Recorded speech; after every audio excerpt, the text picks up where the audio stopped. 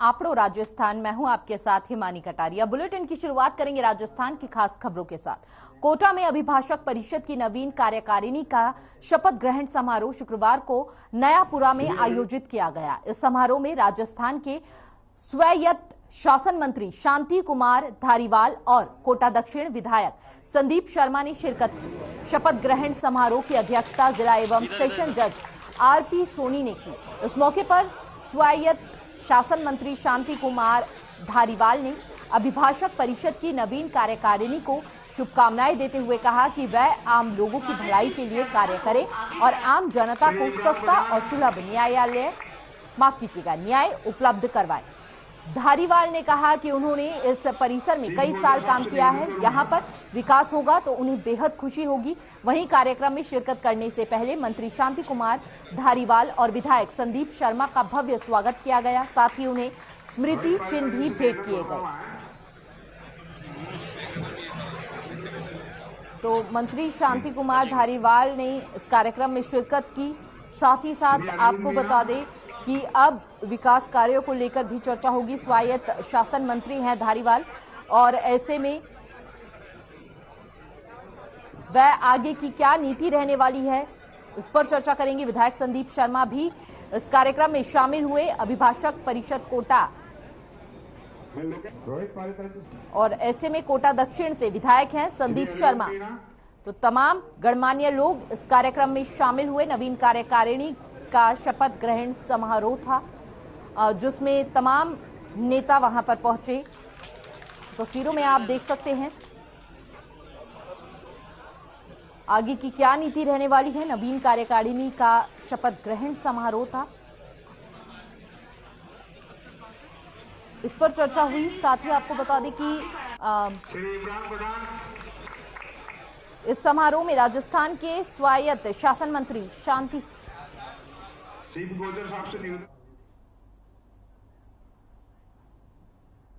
तो ज्यादा जानकारी के लिए संवाददाता तेजपाल सिंह बग्गा हमारे साथ जुड़ चुके हैं। तेजपाल जी, सबसे पहले आपसे जानना चाहेंगे कि क्या कुछ आगे की अब नीति रहने वाली है।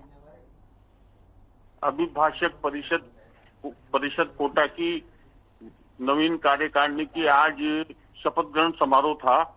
इसमें राजस्थान के स्वायत्त शासन मंत्री शांति कुमार धारीवाल एवं कोटा दक्षिण विधायक संदीप शर्मा ने शिरकत की। शांति कुमार धारीवाल के आगे कोटा अभिभाषक परिषद ने अपनी कई समस्याओं को रखा। शांति कुमार धारीवाल ने कहा कि मैंने भी इस कोर्ट परिसर में 7-8 साल काम किया है, यहाँ पर जो भी विकास कार्य होंगे उससे मुझे भी खुशी होगी। उन्होंने सभी वकीलों से कहा कि जो भी उनकी मांगे हैं उनको लिख के दे दें, वो उस पर गंभीरता से विचार करेंगे। जी, तो आगे क्या कुछ विकास कार्यों में प्रगति आने वाली है, क्या कुछ तोहफा मिल सकता है प्रदेश की जनता को? सबसे बड़ा तोहफा तो वकीलों की सबसे बड़ी मांग है कोटा में हाई कोर्ट बेंच की स्थापना, जो कि पिछले 20 वर्षों से वो लगातार करते आ रहे हैं। और स्वायत्त शासन मंत्री धारीवाल कानून मंत्री भी हैं जी, और कोटा से भी हैं, तो उनसे सबसे महत्वपूर्ण मांग उन्होंने ये रखी कि कोटा में हाई कोर्ट की बेंच की स्थापना की जाए। परंतु राजस्थान सरकार इसको लेकर अभी तक असमंजस की स्थिति में है कि कोटा में हाई कोर्ट बेंच की स्थापना नहीं हो पा रही है जी। और वकील हमेशा इसके लिए संघर्ष करते रहे हैं। आज भी ये मांग शपथ ग्रहण समारोह में उठी। धारीवाल ने कहा कि वो इस पर कार्य कर रहे हैं। जी बिल्कुल, बड़ी सौगात मिल सकती है। बहुत बहुत शुक्रिया आपका तेजपाल सिंह तमाम जानकारी साझा करने के लिए। चलिए खबरों में आगे बढ़ेंगे। खबर राजस्थान के खीवसर से है, जहां खीवसर उपखंड मुख्यालय पर सिविल कोर्ट खुलवाने की मांग की है। इसको लेकर अधिवक्ता संघ अनशन कर रहे हैं। वहीं अधिवक्ता संघ के अनशन का व्यापार मंडल ने भी समर्थन किया है। व्यापार मंडल के अध्यक्ष पूसाराम आचार्य के नेतृत्व में कस्बे के बाजार सांकेतिक रूप से बंद रखने को कहा है। इस दौरान मांगे पूरी नहीं होने तक अधिवक्ता संघ के क्रमिक अनशन जारी रहेगा।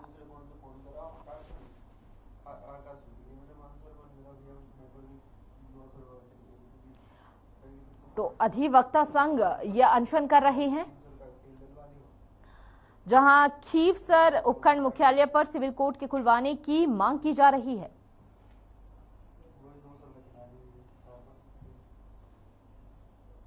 और ज्यादा जानकारी के लिए संवाददाता बबलू प्रताप हमारे साथ जुड़ चुके हैं। बबलू, और क्या कुछ मांगे हैं इनकी, ये बताइए, और आखिर यह अनशन कब तक जारी रहेगा? जी बताना चाहूंगा, खिंवसर उपखंड मुख्यालय पर सिविल न्यायालय खुलवाने की मांग को लेकर ये अधिवक्ता संघ 1 महीने से अधिक समय से धरने पर बैठे हैं। हमने अधिवक्ता संघ के अध्यक्ष लाल सिंह से बात भी की। उन्होंने बताया कि सिविल न्यायालय जब तक नहीं खोला जाता है तब तक उनका ये कर्मिक अनशन जारी रहेगा और आगे इस अनशन को क्या रूपरेखा देनी है वो 2-4 दिनों में तय भी हो जाएगा। जी बहुत बहुत शुक्रिया बबलू, आपका तमाम जानकारी साझा करने के लिए। देखिए, राजस्थान के कोटपुतली क्षेत्र में एक बार फिर तेज रफ्तार कहर का असर देखने को मिला है, जहां जयपुर दिल्ली नेशनल हाईवे पर कैंटर ने एक जीप को टक्कर मार दी। इस दौरान सड़क हादसे में एक व्यक्ति की मौके पर ही मौत हो गई, वहीं 9 लोग गंभीर रूप से घायल हो गए।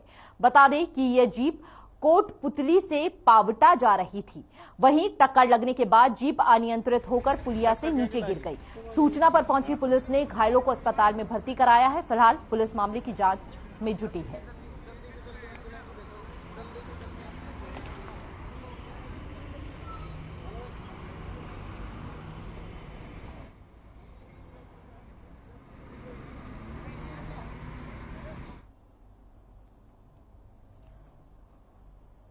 और ज्यादा जानकारी के लिए संवाददाता मोहन शर्मा हमारे साथ जुड़ चुके हैं। देखिए मोहन, लगातार तेज रफ्तार का कहर देखने को मिल रहा है। प्रशासन आखिर क्यों मूक दर्शक बना बैठा हुआ है? आखिर क्यों कड़ी कार्रवाई, सख्त कार्रवाई नहीं हो रही ताकि इस रफ्तार पर ब्रेक लग जा सके?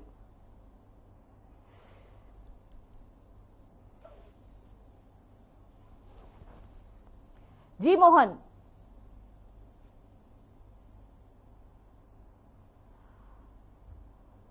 तो हादसे में एक की मौत, 9 घायल हो गए। स्थिति बेहद भयावह वहां पर रही। ऐसे में भीषण टक्कर वहां पर देखने को मिली, जहां पर हादसे में एक की मौत, 9 लोग घायल हो गए इस हादसे में। हालांकि सभी घायलों को अस्पताल में भर्ती करा दिया गया है। सभी घायलों का अस्पताल में इलाज जारी है।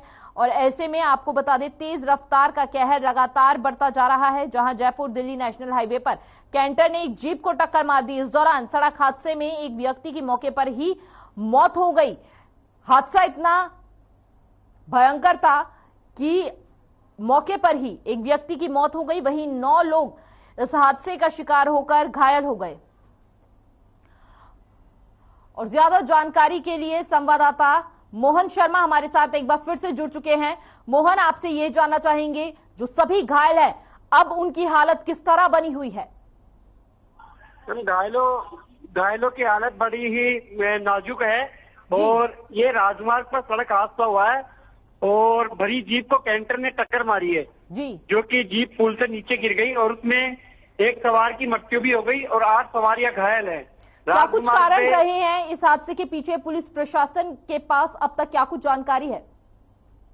जानकारी अभी पुलिस द्वारा अभी कोई जानकारी नहीं दी गई है। घायलों को अस्पताल में भर्ती कराया गया है और मृतक का पोस्टमार्टम करवा के 100 परिजनों को सौंप दिया गया है। जी बहुत बहुत शुक्रिया आपका मोहन, तमाम जानकारी साझा करने के लिए। चलिए खबरों में आगे बढ़ेंगे। कोटा के सुकेत क्षेत्र में रामगंज मंडी रोड पर संतरा से भरे वाहन और धनिया से भरे वाहन में जोरदार भिड़ंत हो गई। हादसे में धनिया से भरे वाहन चालक की मौके पर ही मौत हो गई, जहां स्थानीय लोगों की मदद से शव को बाहर निकाला गया। वहीं सूचना पर पहुंची पुलिस ने शव को पोस्टमार्टम के लिए भेज दिया है। परिजन को अस्पताल में पहुंचने के बाद पोस्टमार्टम की प्रक्रिया शुरू की गई। पोस्टमार्टम के बाद पुलिस ने शव का परिजनों को सौंप दिया है। इसके बाद मामला दर्ज कर पुलिस ने जांच पड़ताल शुरू कर दी है।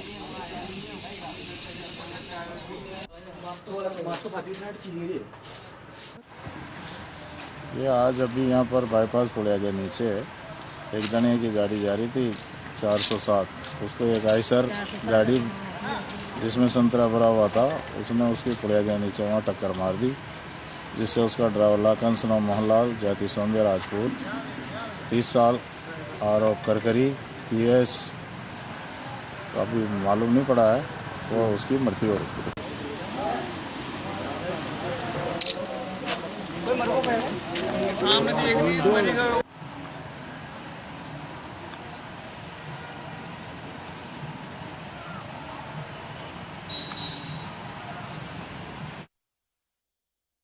संवाददाता तेजपाल बग्गा हमारे साथ जुड़ चुके हैं। तेजपाल जी, आपसे जानना चाहेंगे कि इतना भीषण हादसा, आखिर में पुलिस प्रशासन द्वारा कार्रवाई के बाद क्या कुछ जानकारी सामने आई है निकलकर?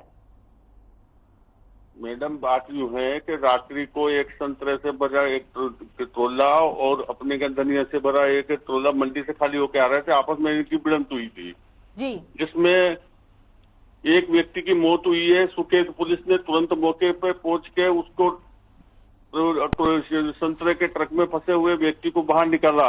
उसकी मौत होने पर उसको सुकेत मोर्चरी में रखवाया। आज सुबह उसका पोस्टमार्टम करवा के शव परिजनों को सौंपा है। जी, परिजनों का क्या कुछ कहना है अभी इस पूरे मामले को लेकर? परिजन अब उसके अपने बेटे की मौत पर खूब आंसू बहा रहे हैं और मुआवजे की मांग राज्य सरकार से कर रहे हैं। जी, तो ऐसे में अभी तक जो आरोपी है वह क्या पुलिस की गिरफ्त में आ पाया है? नहीं, वो तुरंत मौके से फरार हो गया था। अभी तक पुलिस उसकी तलाश कर रही है। जी, बहुत बहुत शुक्रिया तेजपाल जी आपका तमाम जानकारी साझा करने के लिए। तो राजस्थान के पावटा में नेशनल हाईवे पर पत्थरों से भरा ट्रॉला अनियंत्रित होकर पलट गया। गनीमत यह रही कि हादसे में कोई हताहत नहीं हुआ। हादसा उस समय हुआ जब ट्रॉला चालक पावटा फ्लाईओवर से बगवाड़ी की ओर जा रहा था। देखते ही देखते स्थानीय लोगों में अफरा तफरी मच गई। हादसे में ट्रॉला ड्राइवर गंभीर रूप से घायल हो गया। वहीं सूचना पर पहुंची प्रागपुरा पुलिस ने घटनास्थल का मुआयना कर जांच शुरू कर दी है।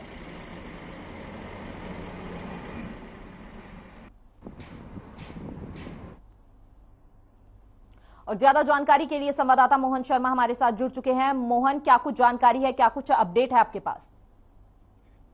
सुबह 8 बजे के करीब जब कोई किसी तरह की कोई आवाजाही नहीं थी तो दिल्ली की तरफ एक ट्रेलर पत्थरों से भरा हुआ जा रहा था। किसी वाहन के साइड दबा देने से वह अनियंत्रित होकर दिल्ली साइड में जाता हुआ जयपुर साइड में आके और फ्लाईओवर की रेलिंग तोड़ता हुआ नीचे गिर गया। नीचे गिरने से गनीमत ये रही कि किसी तरह की कोई आवाजाही नहीं थी और एक बड़ा हादसा होने से टल गया। जी, और ऐसे में जानमाल का किस तरह से नुकसान पहुंचा है? जानमाल का इसमें कोई नुकसान नहीं हुआ है, ना किसी की जान गई है। एक ड्राइवर को गंभीर चोटें जरूर आई है, उसको प्रागपुरा पुलिस के द्वारा उसको पीएचसी में उपचार के लिए एडमिट करवाया गया है। हाँ, हालांकि जो घायल है अब उसकी हालत स्थिर बताई जा रही है। हालत ठीक है मैम। जी, बहुत बहुत शुक्रिया मोहन आपका तमाम जानकारी साझा करने के लिए। तो नागौर जिले के पंचायत समिति रिया बड़ी की प्रशासन और स्थापना समिति की बैठक का आयोजन प्रधान उगमा देवी गोरा की अध्यक्षता में किया गया। इस दौरान सभा में स्थायी समिति में पट्टे के संबंध में अपील, कार्मिकों के कार्य व्यवस्था, स्थानांतरण, अनुशंसा, पंचायत समिति एवं क्वार्टर्स की मरम्मत, नवीनीकरण, रंग रोशन कार्य, पंचायत समिति में एयर कंडीशनर्स लगाना सहित अन्य कई मुद्दों पर विचार विमर्श किया गया। वहीं मौजूद सदस्यों को आगामी पंचायत समिति की साधारण सभा की बैठक की जानकारी दी गई। इस दौरान प्रधान उगमा देवी गोरा ने बताया कि गर्मी के मौसम को ध्यान में रखते हुए पेयजल से संबंधित स्वीकृतियां जल्द कार्रवाई जाएगी ताकि ग्राम वासियों को पेयजल राहत प्रदान की जा सके। इस मौके पर आमजन मौजूद रहा।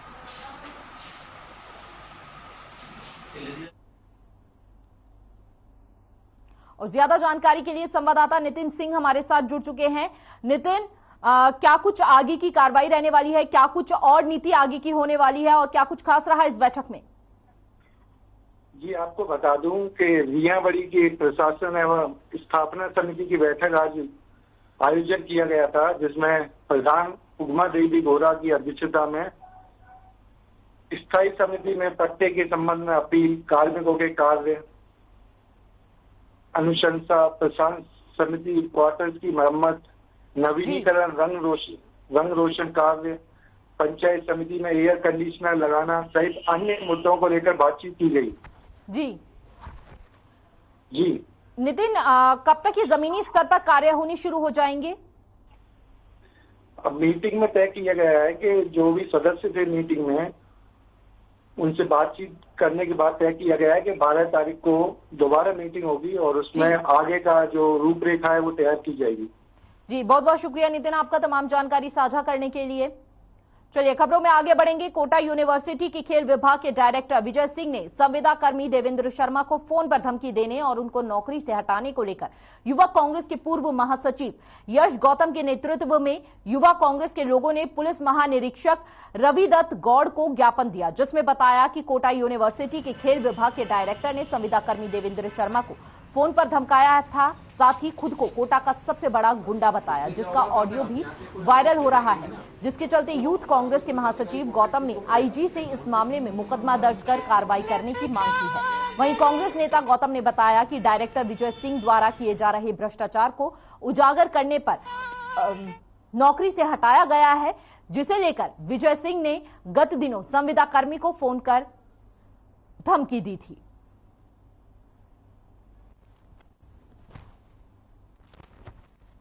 कि हमारे कोई पारिवारिक सदस्य हैं देवेंद्र शर्मा नाम के, वो कोटा विश्वविद्यालय में वो संविदा कर्मी के रूप में कार्य करते थे। इनको 4 माह पहले हटा दिया गया। कारण ये रहा कि वहाँ पे जो भ्रष्टाचार फैला हुआ था उन्हें इन्होंने उजागर किया, इसी वजह से इसके फलस्वरूप इन्हें नौकरी से हटा दिया गया। इसके बाद 4 माह तक भटकते भटकते इन्हें नौकरी मिली नहीं है। मेरे पास आया कि यार एक बार उनसे बात करो, रिक्वेस्ट करके देखो कि मान लो नौकरी पे रख लें। इनकी आर्थिक स्थिति काफ़ी कमज़ोर थी। मैंने उनसे बात की तो उन्होंने मेरे से कहा कि यार आप कल इनको भिजवा दो और मैं बात करता हूँ और मैं करवा दूंगा इनका। फिर उसके बाद पहले तो उन्होंने पूरा ब्लेम किया ठेकेदार पे, जबकि ठेकेदार को इनके द्वारा मना किया गया कि देवेंद्र शर्मा नाम के किसी व्यक्ति को कार्य पे रखना ही है। करीब 5 साल से कोटा विश्वविद्यालय में काम कर रहा हूँ और वहाँ के जो चेयरमैन साहब है, डायरेक्टर साहब है, वो विजय सिंह जी सर, उनसे मेरी किसी बार का कोई भेदभाव नहीं है। लेकिन ये क्या है, मेरे कुछ 2-4 महीने के पहले क्या हुआ कि वहाँ पे मैं काम करता रहा, लेकिन वो संडे को भी मेरे को बुलाते थे। मेरे को क्या, वो तो हर कर्मचारी को बुलाते जो उनके डिपार्टमेंट में आता है, उसको बुलाते, संडे को भी बुलाते और सरकारी अवकाश के दिन भी उनको बुलाया जाता है और उनको कोई एक्स्ट्रा पैसा नहीं दिया जाता है और सिर्फ हमको 26 दिन का पेमेंट दिया जाता है। उसमें से भी वो छुट्टियाँ करते हैं तो वो भी काट लेते हैं। जानकारी के लिए संवाददाता तेजपाल सिंह बग्गा हमारे साथ जुड़ चुके हैं। तेजपाल जी, क्या है पूरा मामला, पहले सबसे पहले ये बताइए। ऐसा कुछ नहीं है, संविदा कर्मी और डायरेक्टर के बीच का वो है। इसमें संविदा कर्मी को 4 माह पूर्व हटा दिया गया था। इसके द्वारा वहां पर जो छुट्टियां, सरकारी छुट्टियों के पैसा काटने का विरोध किया गया था, परंतु इसमें यश गौतम जो कि कांग्रेस के महासचिव हैं यूथ के, उन्होंने उनको फोन करके कहा था कि भाई इसको नौकरी पे रखें आप जी, परंतु उन्होंने उसको नौकरी पे नहीं रखा और उल्टा इसको देवेंद्र शर्मा को फोन पे धमकी दी कि मैं कोटा का बहुत बड़ा गुंडा हूं जी। इसको लेकर आज यूथ कांग्रेस के कार्यकर्ताओं ने आईजी रविदत्त गौड़ को एक ज्ञापन दिया है, जिसमें विजय सिंह के खिलाफ मुकदमा दर्ज करने की मांग की गई है। जी, क्या मामला संज्ञान में आने के बाद आला अधिकारियों द्वारा कोई एक्शन लिया गया अब तक तेजपाल? रविदत्त गौड़ ने इस मामले की पूरी जांच करवाने के आदेश दिए हैं जी। इसकी पुलिस द्वारा जांच की जा रही है कि इसमें कितनी सच्चाई है। बहुत बहुत शुक्रिया आपका तमाम जानकारी साझा करने के लिए। तो प्रतापगढ़ में पुलिस को बड़ी कामयाबी मिली है, जहां पुलिस ने केसुंदा हत्याकांड मामले में 4 नामजद आरोपियों को 8 घंटे में गिरफ्तार किया है। वहीं छोटी सदड़ी सीआई कपिल पाटीदार ने बताया कि बीते 6 अप्रैल को केसुंदा गांव में एक युवक को कुछ लोगों ने पीट कर मार डाला था। वहीं पुलिस ने मामले में संज्ञान लेते हुए आरोपियों को गिरफ्तार कर लिया है। फिलहाल पुलिस मामले में आरोपियों से पूछताछ कर रही है।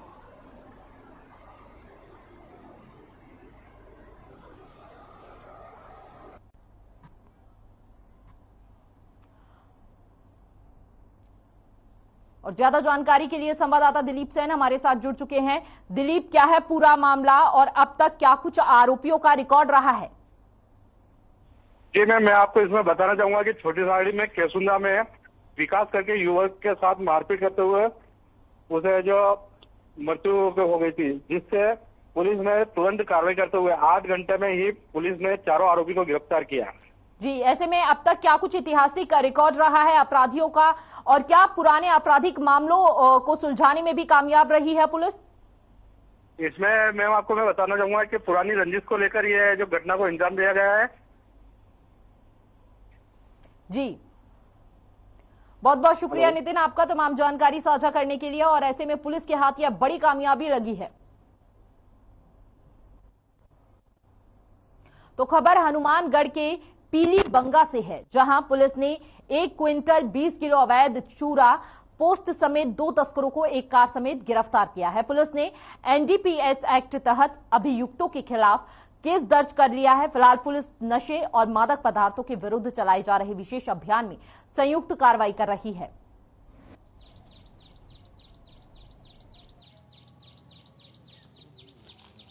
पीलीबंगा थाना टीम ने डीएसटी के सहयोग से नाकाबंदी के दौरान 2 मुलजिमों कार सहित 120 किलो डोडा पोस्त की कार्रवाई की है।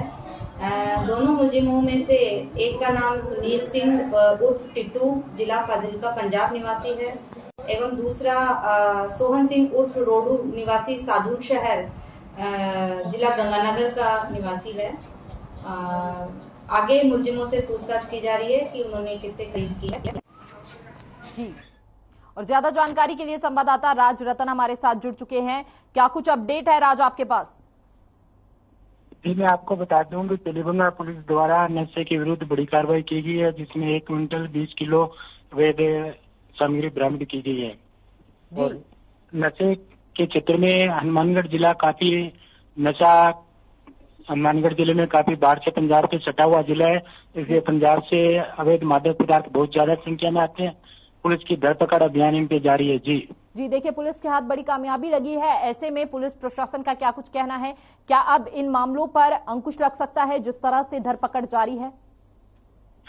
जी, इस बारे में हमारे एसपी साहब अजय सिंह जी राठौर से बात हुई थी। उन्होंने कहा कि हमारे पुलिस द्वारा नशा मुक्ति अभियान चलाया जा रहा है, ऑपरेशन प्रहार अभियान चला रहा है। इन अभियान के द्वारा डीएसटी टीम हमारे विभिन्न पुलिस थानों की टीमें लगी हुई है जो नशे के खिलाफ कड़ी कार्रवाई कर रही है। जी, बहुत बहुत शुक्रिया आपका तमाम जानकारी साझा करने के लिए। एनडीपीएस एक्ट के तहत मामला दर्ज कर लिया गया है और आगे की कार्रवाई जारी है।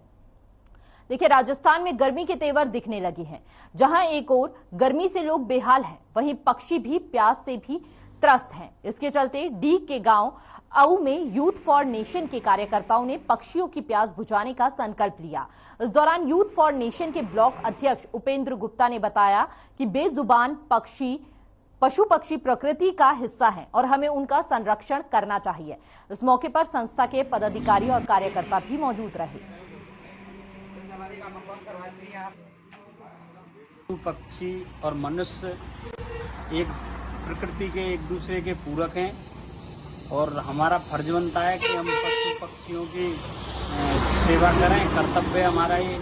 तो आज भीषण गर्मी को देखते हुए आज हमने 11 परिंदे पक्षियों की व्याकुल प्यास से उनके लिए बांधे गए और संकल्प लिया उनके लिए दाना पानी प्रतिदिन डालें। और सभी से हमारी ये अपील है कि आप सब इस मुहिम में जुड़ें और जो जहाँ उचित लगे वहाँ अपने परिंदे। और ज्यादा जानकारी के लिए संवाददाता पंकज हमारे साथ जुड़ चुके हैं। पंकज, क्या कुछ खास रहने वाला है अब और क्या कुछ व्यवस्था की जा रही है पशु पक्षियों के लिए? जी, बताना चाहूंगा कि जैसा कि गर्मी का मौसम तो जैसे शुरू हो ही गया है, तो इस समय तेवर भी तीखे यानी सूर्य नारायण भी प्रचंड अपना रूप दिखाने लगे हैं। इसी कड़ी में बेजुबान पक्षियों के लिए भी आप, क्योंकि प्रकृति का हिस्सा मनुष्य और जीव हैं, तो प्रकृति में अब मनुष्यों को जीवों की रक्षा करना और उनका संरक्षण करना दायित्व बनता है। वहीं यहाँ डी क्षेत्र में यूथ फॉर नेशन के कार्यकर्ताओं ने बहुत अच्छी मुहिम छेड़ी है कि पक्षियों के लिए पानी के लिए परिंदे बांधने का काम शुरू किया है, जो कि बहुत ही पुनीत कार्य होता है, पुण्य कार्य होता है, शास्त्रों में वर्णित होता है ये। दूसरी बात यह है कि पक्षियों के लिए परिंदे बांधना पानी के लिए ऐसी जगह पे बांधने चाहिए जहाँ पानी की उपलब्धता बहुत ही कठिन हो, दुर्लभ हो, क्योंकि जहाँ पानी है वहां तो बांधने की कोई आवश्यकता ही नहीं है। जहाँ पानी नहीं है ऐसी जगह पे परिंदे बांधने चाहिए और ऐसा मुहिम यहाँ छेड़ी है इन लोगों ने, तो और भी लोग इससे प्रेरित होंगे और पक्षियों के लिए, प्यासे त्रसित पक्षियों के लिए पानी पीने के लिए परिंदे जगह जगह बांधे जाएंगे। बेहद सराहनीय कदम मुहिम छेड़ी गई है। बहुत बहुत शुक्रिया आपका पंकज, तमाम जानकारी साझा करने के लिए। पक्षियों की प्यास बुझाने का यह संकल्प लिया गया है, बेहद सराहनीय कदम उठाया गया है।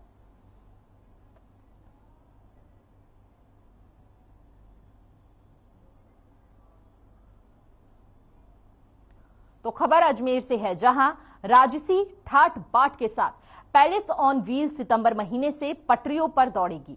वहीं पर्यटन विकास निगम के अध्यक्ष धर्मेंद्र सिंह राठौर ने बताया कि राजस्थान बजट में पर्यटन विकास कोष के लिए 1000 करोड़ रुपए का प्रावधान किया गया है। साथ ही उन्होंने यह भी बताया कि रेल मंत्रालय और राजस्थान पर्यटन विकास निगम के बीच आपसी सहमति हो गई है, जिसके बाद एक बार फिर से पैलेस ऑन व्हील देसी विदेशी पर्यटकों के लिए चलाई जाएगी।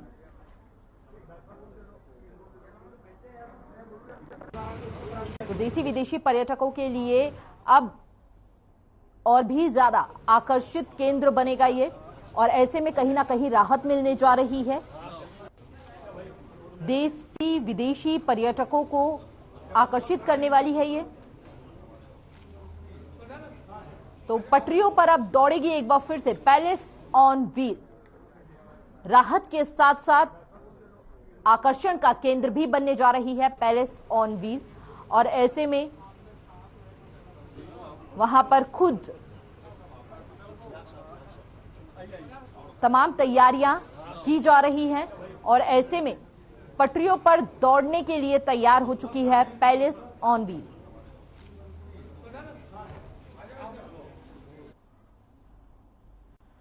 और ज्यादा जानकारी के लिए संवाददाता बालकृष्ण शर्मा हमारे साथ जुड़ चुके हैं। देखिए, पटरियों पर दौड़ेगी पैलेस ऑन व्हील, और क्या कुछ खास रहने वाला है?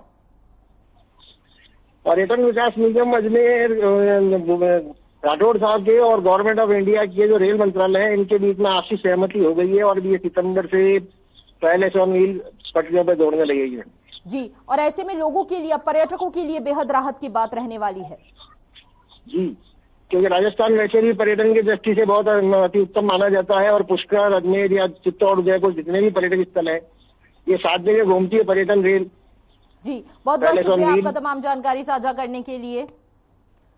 चलिए, खबर कोटा से है, जहां आज माह-ए-रमजान का पहला जुम्मा रहा। इस दौरान कोटा शहर की सभी मस्जिदों में नमाजियों ने जुम्मे की नमाज अदा की और खुदा की बारगाह में मुल्क में अमन चैन की दुआ की। वहीं मस्जिदों के इमाम साहब ने रमजान की फजीलत और महत्ता सहित अन्य विषयों पर तकरीर की।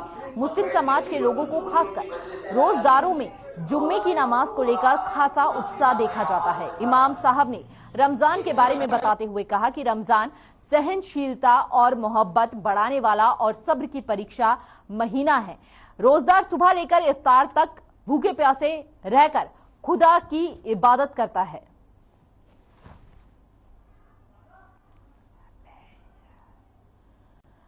और ज्यादा जानकारी के लिए संवाददाता तेजपाल सिंह बग्गा हमारे साथ जुड़ चुके हैं। देखिए, लंबे समय बाद, कोरोना काल के बाद इस तरह की रौनक वापस लौटी है मस्जिदों में, और रमजान की जुम्मे की पहली नमाज थी। किस तरह से लोगों में खुशी देखी गई है? 2 वर्ष के कोरोना काल के बाद पहली बार आज जुम्मे के दिन लोगों में उत्साह का माहौल देखने को मिला। बड़ी संख्या में नमाजी मस्जिदों में पहुंचे और खुदा से देश के लिए अमन और दुआ चैन मांगा। आज सुबह से ही मुस्लिम भाइयों में जुम्मे की नमाज को लेकर बहुत ज्यादा उत्साह देखने को मिला जी। विज्ञान नगर इलाके में नूरी मस्जिद के आसपास तो मेले का जैसे माहौल था जी। दिन में और नमाज ऐसे में के सुरक्षा समय व्यवस्था के भी वहां पे चाक चौबंद देखे गए। तेजपाल जी, बहुत बहुत शुक्रिया आपका तमाम जानकारी साझा करने के लिए। फिलहाल आपको राजस्थान में बस इतना ही। तमाम बड़ी खबरों के लिए देखते रहिए हर खबर। नमस्कार।